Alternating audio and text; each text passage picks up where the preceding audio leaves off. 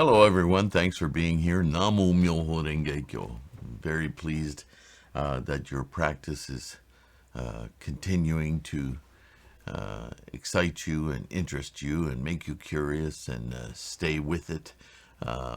As you know, this practice can be challenging, and all the more reason to continue, right? So, in this Gosho, this letter to Toki Jonin, Nichiren is going to discuss with him or answer for him in one of these letters that's more of a doctrinal letter. So it's a teaching not only to help Toki Jonin understand his practice and the nature of practicing Lotus Sutra, but this one specifically is going to center around his creation of this Mandala of Gohonzon. And so many discussions were being had with these inner circle or the closest followers, monks, disciples of Nichiren's about the future practice of Lotus Sutra and the import of his advent, Nichiren's advent, as the foremost votary of the Lotus Sutra. He exchanges his moniker back and forth throughout many letters as Bodhisattva superior practices. He's not arrogant in any way saying, I am Bodhisattva superior practice.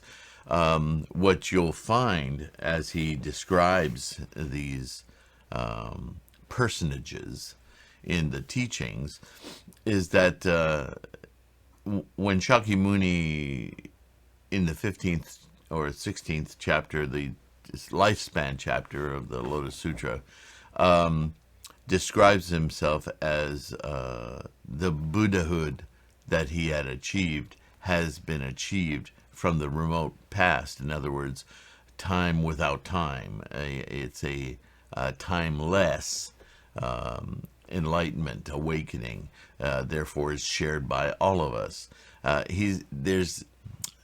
It may sound to the uninitiated, those not familiar with these writings, that he's like a vampire, right? He's lived for multiple thousands, uncountable, unfathomable amounts of years, and he attained enlightenment in that distant past. And that would be a gross misunderstanding of the teaching, and certainly the translations can lead you, initially anyway, into that idea of lifespans and multiple lifetimes and all of this. What that is a scale of thought for those of us who are unenlightened to try to conceptualize how these are fundamental cosmic forces or forces of life. So anytime you see a reference to this time, or in fact to the, as I'll read here in a moment, the four bodhisattvas, the leaders of the bodhisattvas of the earth that sprang up from the earth, who attended Shakyamuni Buddha in his remote enlightenment. These aren't actual people. They're personages embodying a force, a fundamental force of life. And they can instantiate within our individual lifetimes, our human samsaric life. So in a way, bodhisattva, the idea, the force, the commitment of bodhisattva is an extant force of samsara to attain and awaken the Buddha mind. And therefore, the Buddha mind awakened in samsara is the instantiation of a bodhisattva life force to realize this Buddhahood, this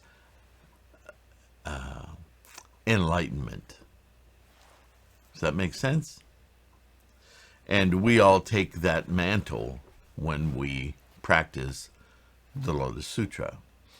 The other thing we'll confront here is this idea at Toki reports to Nichiren that many of his followers, or some of his followers, are contending that the first 14 chapters of the Lotus Sutra, since they're not the essential teachings, but what's the word?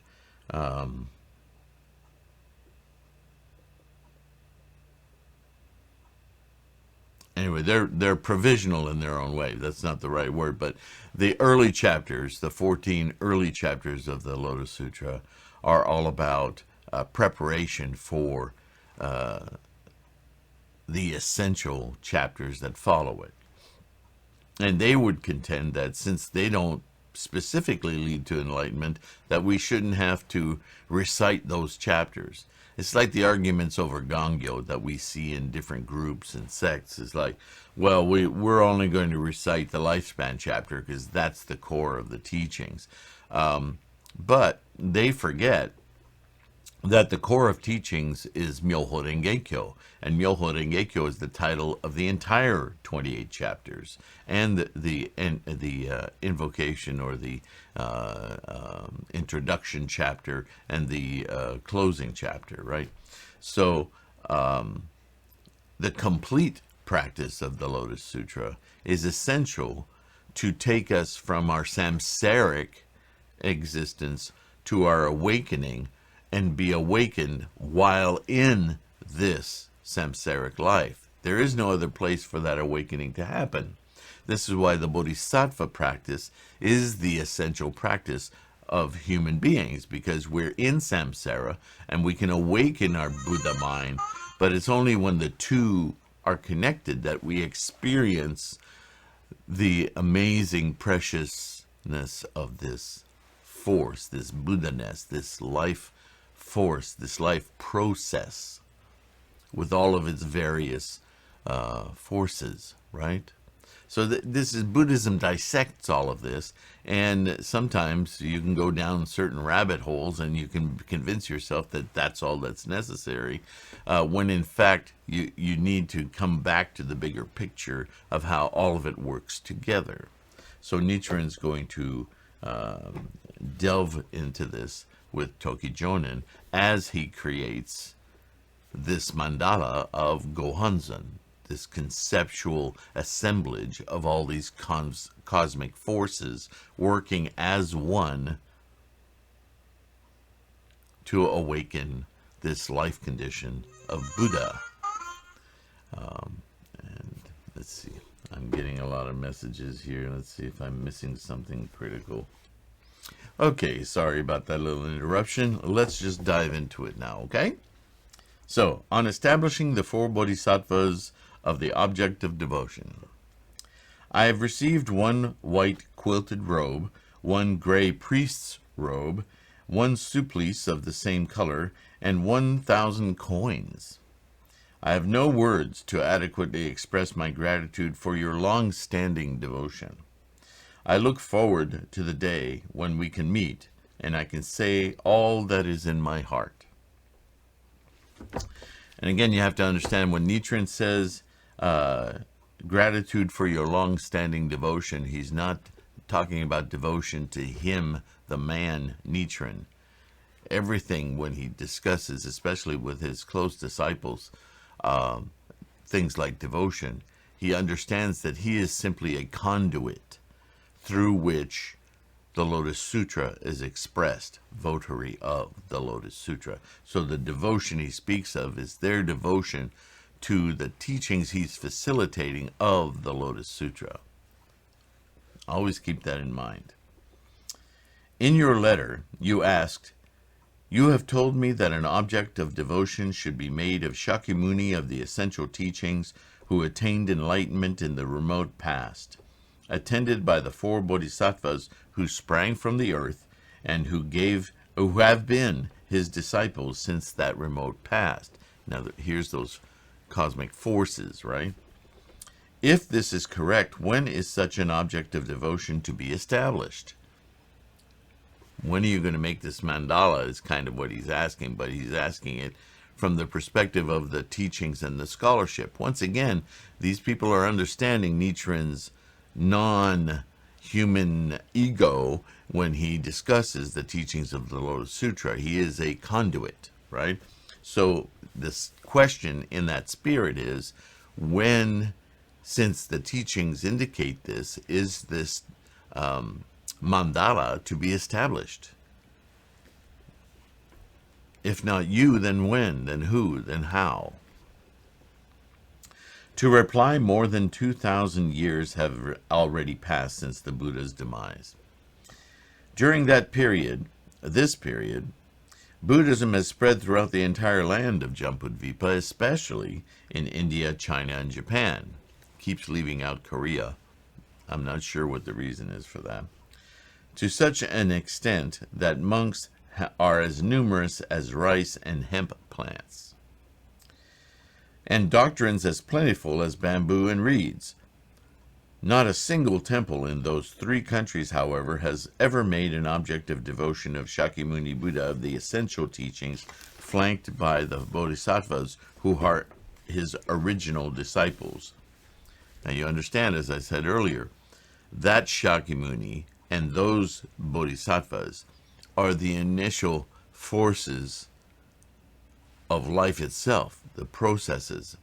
As I explained, the Bodhisattvas basically are this samsaric instantiation, and the Buddhahood is the mental life condition of this samsaric physical world.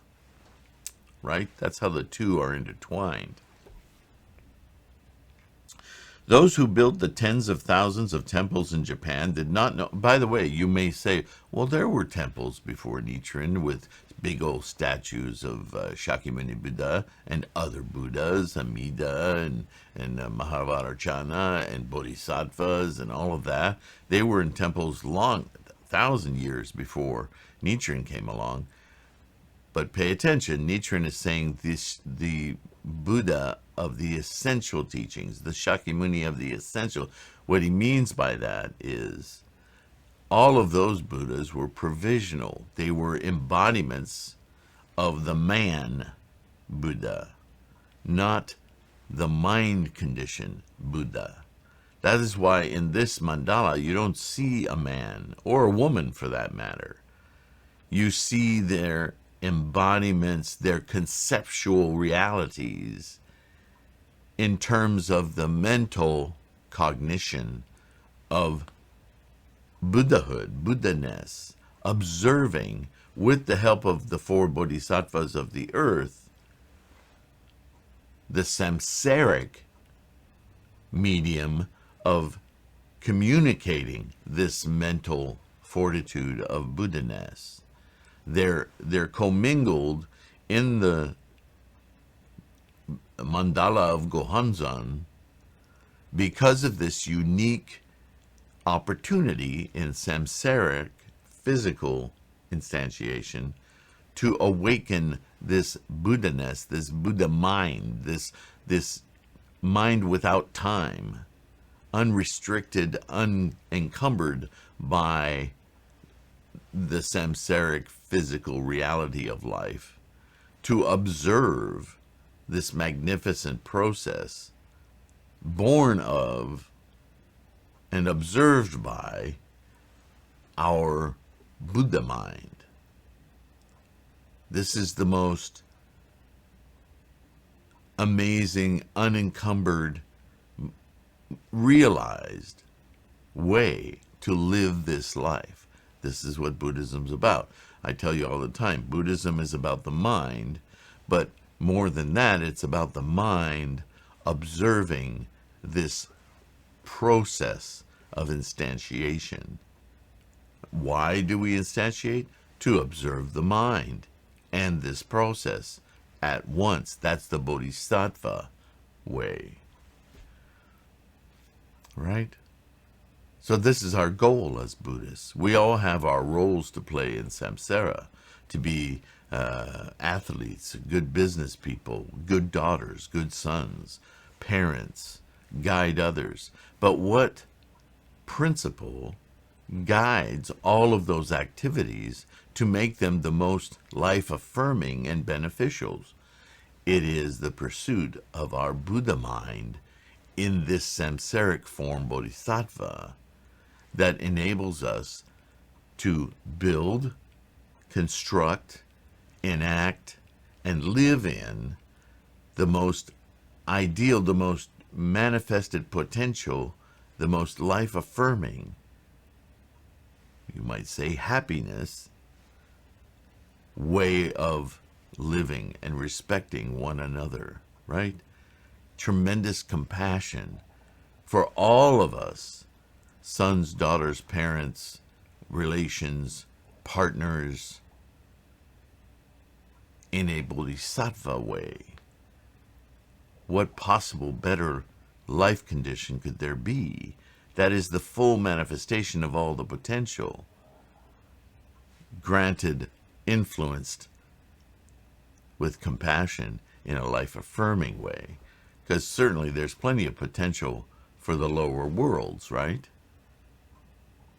So if there's a mission to be had by a Buddhist, it is to constantly counter and, with compassion, educate, lift, awaken those lower paths, those lower potentials, away from their instantiation and move them, influence them to become life-affirming goodness.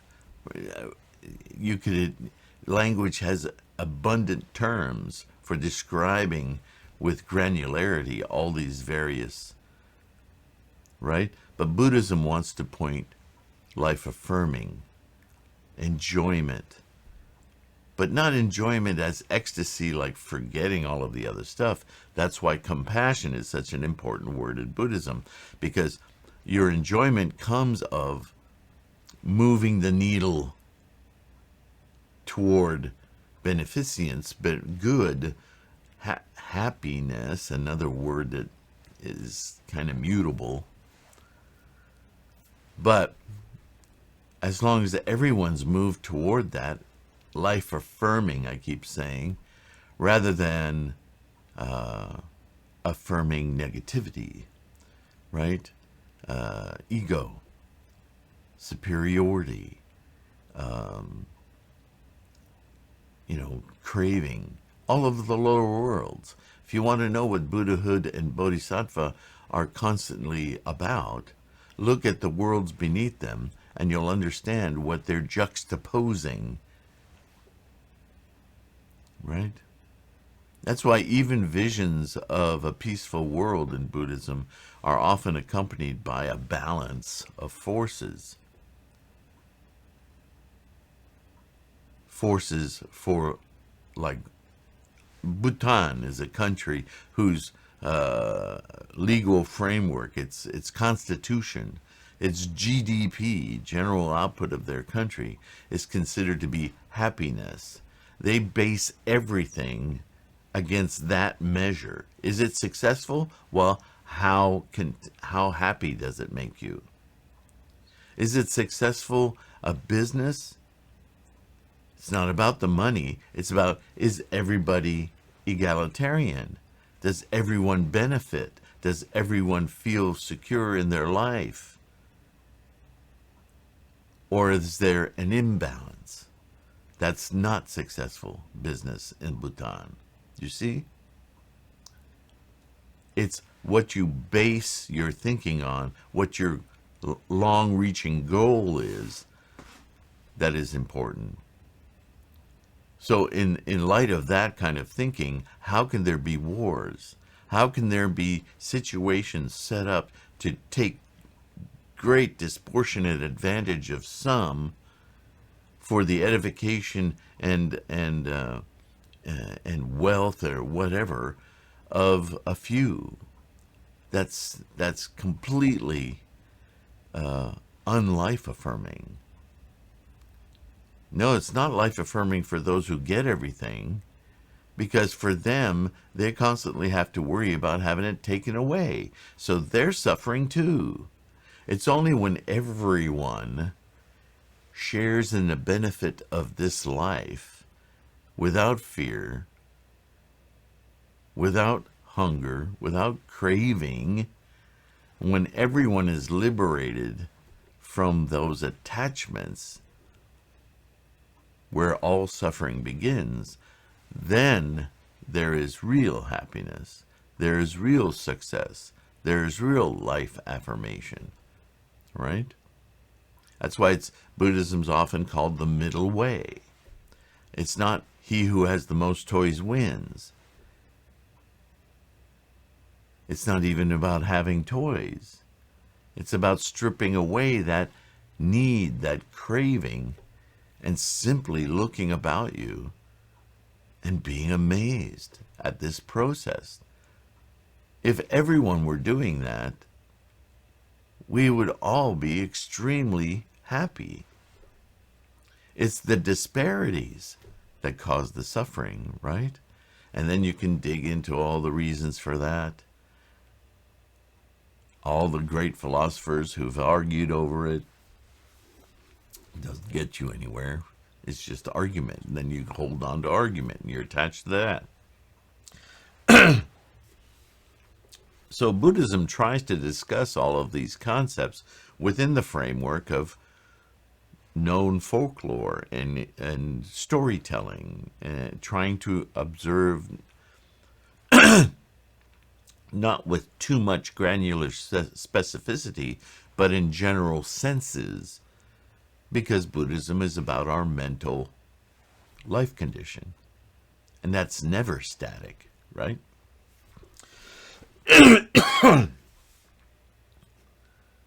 Such a thing has never been heard of before. Those who built the tens of thousands of temples in Japan did not know that they should have made an object of devotion of the Lord of Teachings and his attendants in the essential teaching. Right? All their shrines were constructed for the beneficence of a certain personages, a certain identifiable other, rather than in the essential teachings, as we learned. Buddhahood it's not other. It's something we all innately express, a life condition we all have. You couldn't get more egalitarian than that. So we don't worship, we don't idolize, we don't make statues of someone or some personages, because those take us away from the true enlightenment, which is our own, of our own mind. The Gohonzon, as Nichiren always has stated, is never outside ourselves. This mandala is a reflection of the concepts and the construct of the essential teachings that let us see the makeup, the organization of that Gohonzon within the self. That's why I don't like to call this Mandala Gohonzon, because that supports the misunderstanding that the Gohonzon is a scroll or a piece of paper with characters on it. It is not. The Gohonzon exists within ourselves. It is our mental cognition of the forces, the cosmic forces, that is the process of life.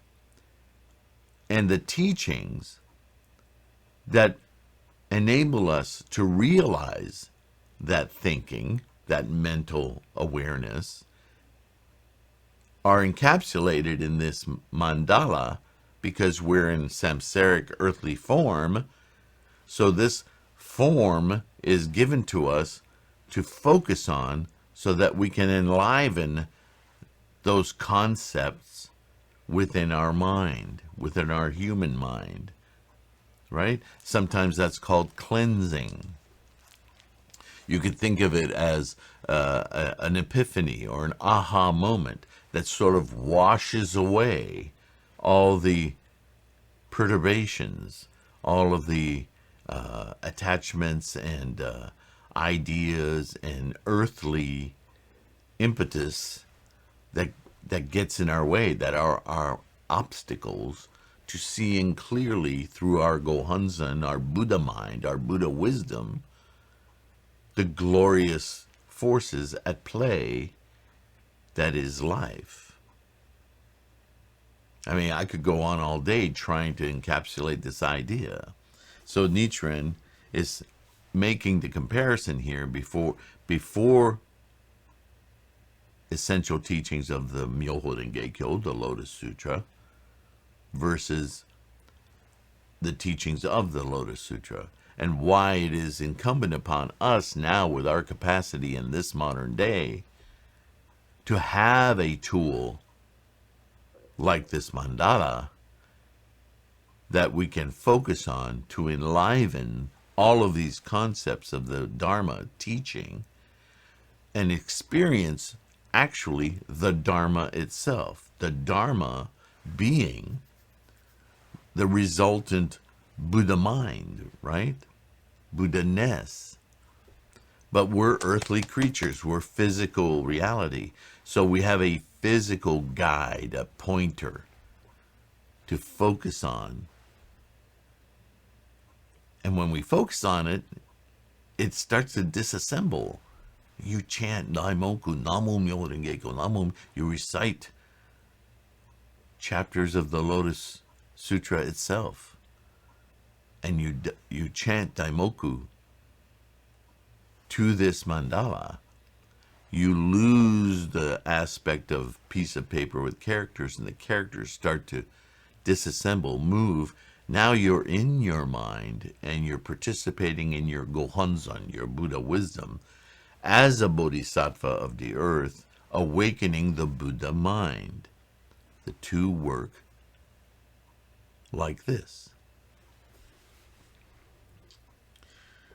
Prince Jogu founded Chitengo-ji, the first Buddhist temple in Japan, but he established as its object of devotion a statue of Amida Buddha, flanked by bodhisattvas such as Perceiver of the World Sounds, and made images of the four heavenly kings.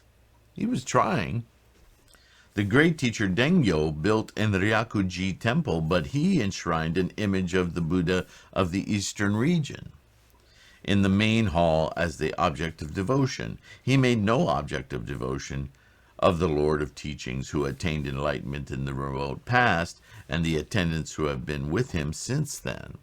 In other words, the original forces, right, of Buddha way and Bodhisattva way. I have never heard of such an object of devotion in any of the 7 major temples in Nara, let alone in the temples of the countryside. Since I had doubts about the matter, this is Nichiren now, I consulted passages of the Lotus Sutra, and they revealed why this object of devotion has not yet appeared. The sutra clearly states that it should not be established before the predicted age of quarrels and disputes. Boy, are we ever in that age. In the latter day of the law, those Buddhist scholars and teachers who appeared in this world during the former and middle days of the law did not establish this object of devotion because they honored the Buddha's prohibition. Had an object of devotion of Shakyamuni Buddha, the Lord of Teachings, who attained enlightenment in the remote past, and his attendants, ever been made during the former and middle days, it would have been like the sun appearing at night or the moon shining during the day, because it wouldn't have been the right time, right? Because Bodhisattva superior practices would certainly appear and establish this object of devotion in the first 500 years of the latter day, a 10,000-year period, those 4 ranks of scholars and teachers who appeared during the former and middle days did not even describe it in words. The time wasn't right. It wasn't there.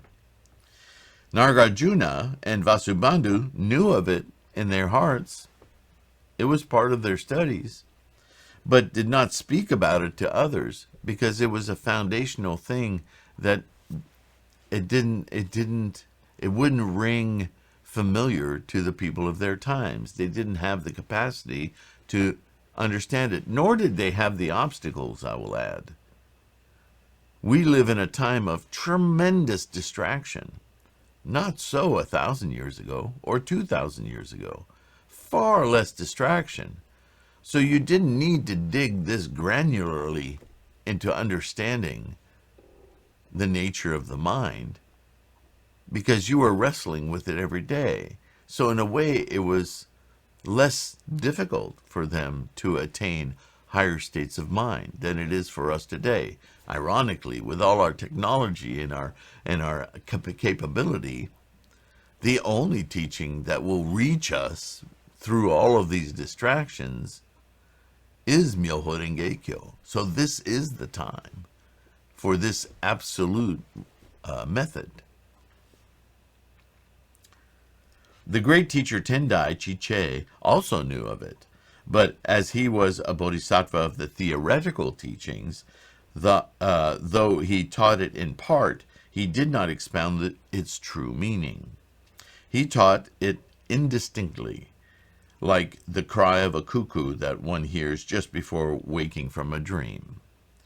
Other Buddhist teachers did not say so much as a single word about it, for at Eagle Peak, the Lotus Sutra, Shakyamuni Buddha strictly prohibited those scholars and teachers who were bodhisattvas of the theoretical teaching and who would appear during the 2,000 years of the former and middle days of the law from disclosing it prior to the latter day of the law, even indirectly anything about Shakyamuni Buddha of the essential teachings, who attained enlightenment in the remote past. And the four bodhisattvas of the earth, led by superior practices, who have accompanied him ever since. Now that we have entered the latter day of the law, an object of devotion should be made of the original Buddha, flanked by his original attendants, since, again, these are personages of cosmic forces. Since, according to the Buddha's golden words, this is the most appropriate time. Because this age corresponds to the predicted time, the bodhisattvas of the earth will appear soon and establish an object of devotion of the four bodhisattvas. Now is truly the proper time. Now I want to hit that statement again. This object of devotion, this mandala, which is the object, is actually a condition within our own minds. But this mandala, which establishes that entity, is a devotion of the four bodhisattvas, because this is samsaric. Bodhisattvas are samsaric instantiation. Buddha is a mental instantiation.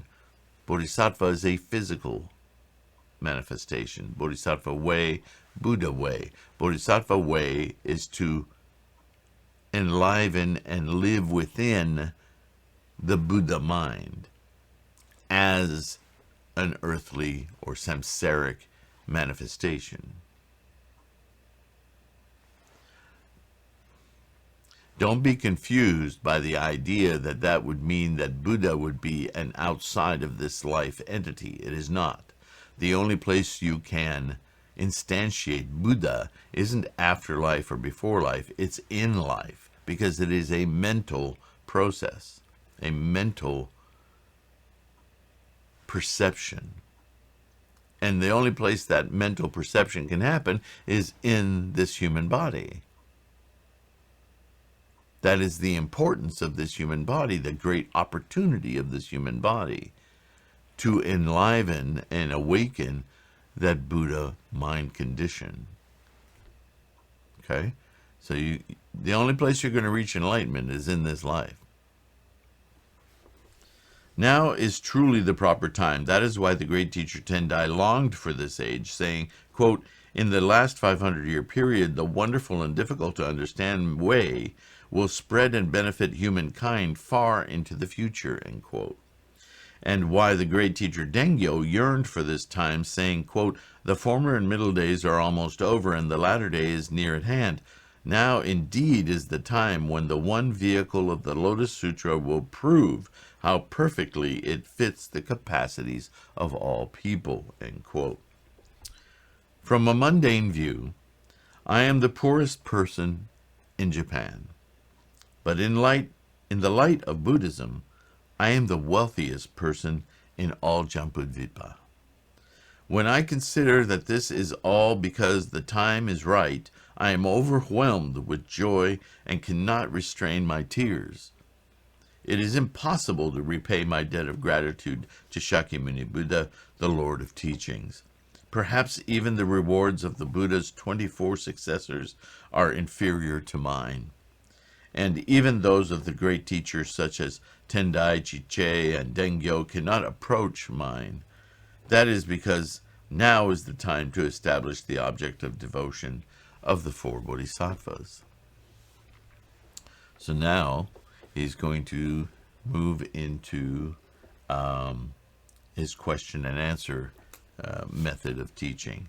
And I think that might be, I don't know, let's go long a little bit on this one. This is really important, I think, to understand this Gosho in terms of why we even have a scroll, a mandala, right? And so I'd like to finish it all in one part. Question: have you any passages of proof that the four Bodhisattvas should be established as an object of devotion? Answer: the emerging from the earth chapter of the Lotus Sutra reads, quote, "Among these Bodhisattvas were four leaders. The first was called superior practices, the second called boundless practices, the third was called pure practices, and the fourth was called firmly established practices." Isn't it interesting that the names of these cosmic forces are labeled in such a human way? In other words, one is superior, one is boundless, the third is pure, and the fourth is firmly established. Firmly established. Doesn't that sound like resolve, resolute mind? That's one of your four great bodhisattvas, your resolute mind. Your boundless practices, we're told to study all of Buddhism and non-Buddhist teachings, right? That's boundless. That's our boundless bodhisattva. Let's see, the first is superior. I don't know about that translation because in our Western minds, superior means we're better than, but I don't think that's the meaning here. I think superior practices is someone who practices only the cream of the practices. In other words, the essential teachings, the arriving of our awakened Buddha mind, the perception that is without distinctions. That is a superior practice of Myoho Renge Kyo. That's what that's meant there. Which one did I leave out? Oh, pure practices. So once we have this boundless study and we have this firmly established resolve, and we practice Myoho Renge Kyo, then our purity of practice is the essential Buddha-ness, the awakening of Buddha-ness in this life, and the egalitarian distribution of that teaching so that all can experience it, right? That's pure. So there you have, these bodhisattvas are simply functions of our human mind at their utmost, at their pinnacle, at their maximal potential. Question: are there any passages from the sutra that limit the establishment of this object of devotion to the last 500-year period? Why wasn't it this way from the start, right? Answer: the Medicine King chapter, another chapter from the Lotus Sutra, reads, "After I have passed into extinction in the last 500-year period, you must spread it abroad widely throughout Jambudvipa and never allow it to be cut off." So clearly Shakyamuni taught that this was the time period when this should happen, Jambudvipa being the entire earth, the entire world, right? You also mentioned in your letter that the people connected with Ota Jomyo are apparently saying that the theoretical teachings, which is the word I was looking for before, of the Lotus Sutra can in no way lead to enlightenment. They are making a serious mistake. Remember this about the theoretical and essential teachings of the Lotus Sutra: which is shallow and which is profound, which superior and which inferior, which lenient and which severe, and which subordinate and which primary, must be judged in accordance with the time and the people's capacity. There are 3 periods in which the sacred teachings of the Buddha's lifetime should be propagated. The people's capacity should be thought of in the same way. So you can't just discount part of the Lotus Sutra because it doesn't agree with your opinion at the moment. It is part and parcel of the entirety of the teachings. There is an arriving to and then an expression of a teaching. And so you have the early parts and everything before the Lotus Sutra, but even within the Lotus Sutra, you have an arriving to, and then in the lifespan chapter of the latter half of, or what's called the essential teachings, sometimes the latter third, it's broken up in 3 ways. The point being is that final instantiation of awakening can't happen unless you're driven toward it. If you have nothing setting you up to arrive at something else, then arriving at it is pretty serendipitous. It's pretty hard to find, right? You need a platform to step on in order to orate. You can scream from the bottom of a pit, but very few will hear you. So this is what Nichiren is saying, is you can't just arbitrarily throw away the first half of the Lotus Sutra. After all, the sutra is named Myoho Renge-kyo, and each chapter is first named Myoho Renge-kyo, ... It's all one teaching. In the first 500 years of the former day of the law following the Buddha's passing, only Hinayana teachings were spread, while the next 500 years, provisional Mahayana teachings were spread. This is partially because those who memorized those sermons started writing them down and spreading them through word of mouth and later through documentations, and they started at the beginning. So obviously the early teachings are the ones that got propagated the furthest before later teachings were translated and then followed. I mean, it's just the order of things in samsara, right? So provisional Mahayana teachings spread, and the 500 years later, the 1,000 years of the middle day of the law saw the rise of the theoretical teachings. And in the beginning of the latter day of the law, only the essential teaching spreads. But even so, the theoretical teaching should not be discarded. And this is what I remind you guys of all the time. The Shakyamuni said that we need to study all Buddhist scholarship as well as non-Buddhist.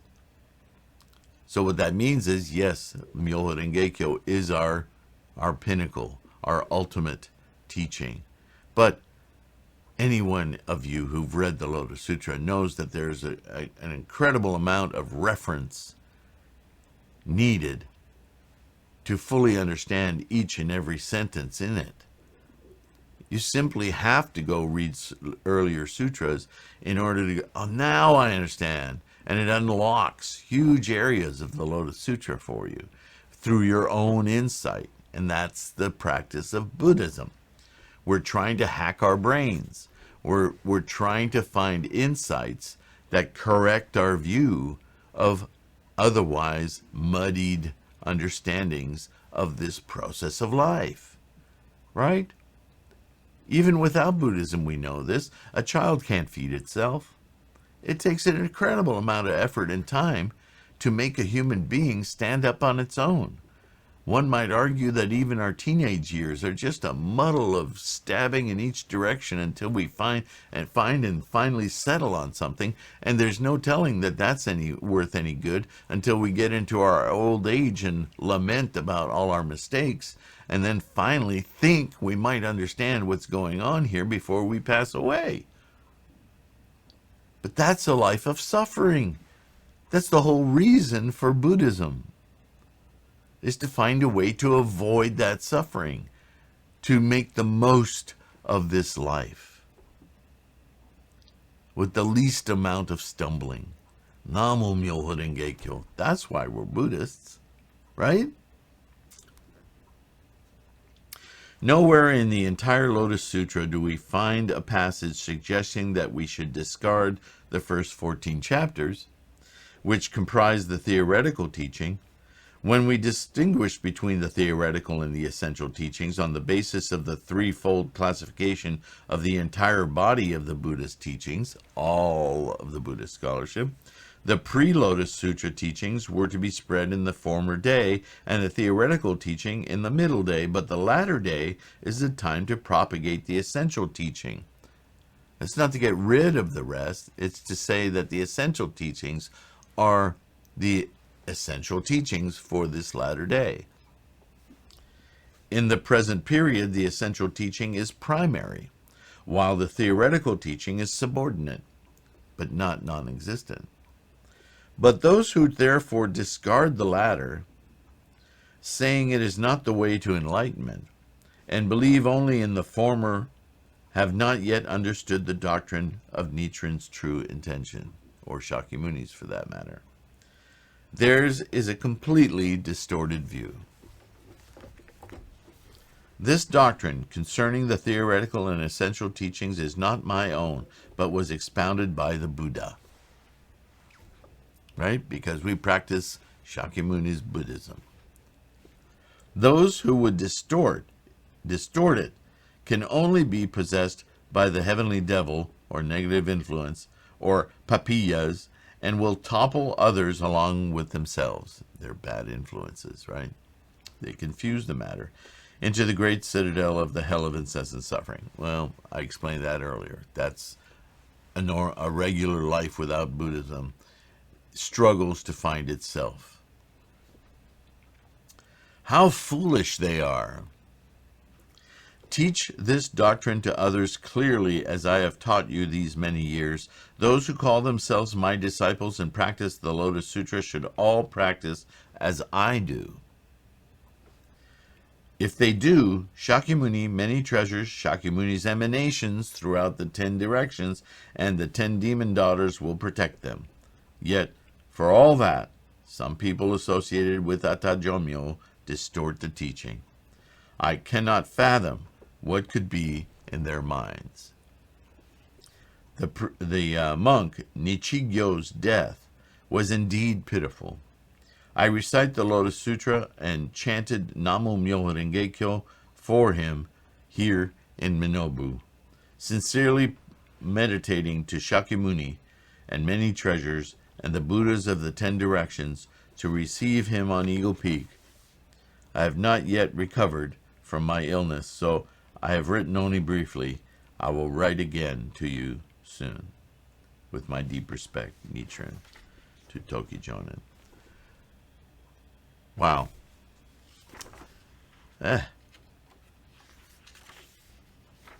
So much contained in that one letter. I hope I help clarify any confusion about our scholarship, what we're trying to do here, instantiate our Buddhahood. Right? Namo Myoho Renge Kyo. So proud of you guys.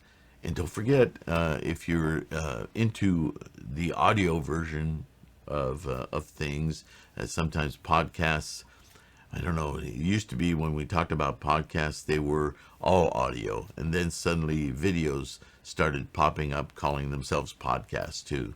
And now podcasts are just, I don't know, they're either or. So thank you for watching this video. But for those of you who just want to download the audio of this, Those podcasts are freely available for you to download. Very easy to download wherever you get, whether it's Spotify or iTunes or Podbean, which is my host for my podcast. I strip the audio from all these videos so you won't miss a thing, an or any of my my odd vocalizations, and that way you can listen to them while you do other things. But I hope you're able to pay attention, and I hope this inspires you to recommit to your resolve in your practice. And if I raise any issues of doubt or questions, please don't fester on that. Let me know in the comments or email me directly, and let's figure it out together. Helps all of us, right? Thanks again. Namo Myo Renge Kyo. I'll see you in the next one. Bye-bye.